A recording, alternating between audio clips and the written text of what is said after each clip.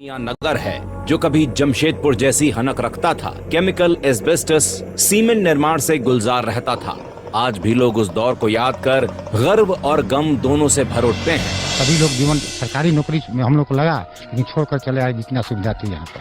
2000 से ऊपर कंपनी की ओर से क्वार्टर अलॉटमेंट था अपने श्रमिकों के लिए, जिसमें बिजली फ्री और पानी 24 घंटा दिया जाता था। जहाँ यहाँ लोग कहते थे कि टाटा का नौकरी नहीं करके डालमिया के का नौकरी बहुत बेहतरीन है। इसकी पेपर की क्वालिटी इतनी अच्छी थी कि इंडिया में ही सप्लाई नहीं होता था, सीधे कनाडा इसका टोटल पेपर जाता था। पूरे पोल पर लगा हुआ था यूनिट माइक्रो लाउड स्पीकर, जिससे सब इम्प्लाई लोग जो भी रास्ते में चलते थे पोल के नीचे खड़ा होकर न्यूज सुनना था।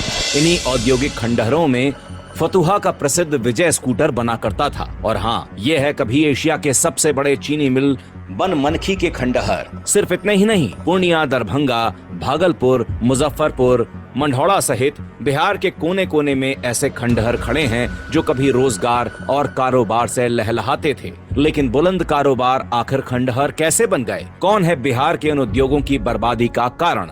कौन है वो गुनहगार जिसने बर्बाद किया कारोबार और छीन लिया रोजगार? तो जवाब है लालू और कांग्रेस। सबसे पहले नेहरू की माल भाड़ा नीति, जिसके अनुसार भारत में कहीं भी कारखाना हो, खनिजों के परिवहन को सब्सिडी दी जाएगी, लेकिन बने हुए माल पर यह लागू नहीं होगी। नतीजा, बिहार के खनिजों से दूसरे राज्य तो फले फूले, लेकिन बिहार के उद्योग बने हुए माल पर कम मुनाफा के कारण बिहार छोड़ने लगे। इतना ही नहीं, जब डालमिया नगर जैसे केंद्रों ने अपने प्रबंधन में इंदिरा गांधी और नेहरू परिवार का हस्तक्षेप स्वीकार नहीं किया, तो फिरोज गांधी की रिपोर्ट के सहारे गांधी परिवार ने उनमें आग लगा दिया, बिल्कुल आज के हिंडनबर्ग रिपोर्ट की तरह। फिर आया लालू का गुंडा राज, जिसने बचे उद्योगों, मिलों और छोटे बड़े कारखानों का काम तमाम किया। अपहरण, फिरौती, हर दिन प्रबंधन में हस्तक्षेप और रंगदारी की मार से बिहार के रोजगार के केंद्रों ने दम तोड़ दिया।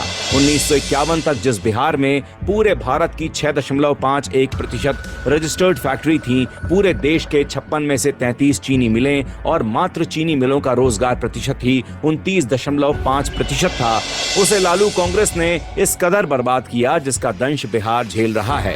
देश भर में रोजगार के लिए भटक रहा है। आज बिहार का उद्योग पुनः खड़ा हुआ है, लेकिन अपने बर्बादी के सौदागरों को नहीं भूला और ना बिहार कभी भूलेगा। चाहे गुंडा राज के युवराज कितना ही झूठा वादा क्यों न करें, बिहार अपने गुनाहगारों को माफ नहीं करेगा।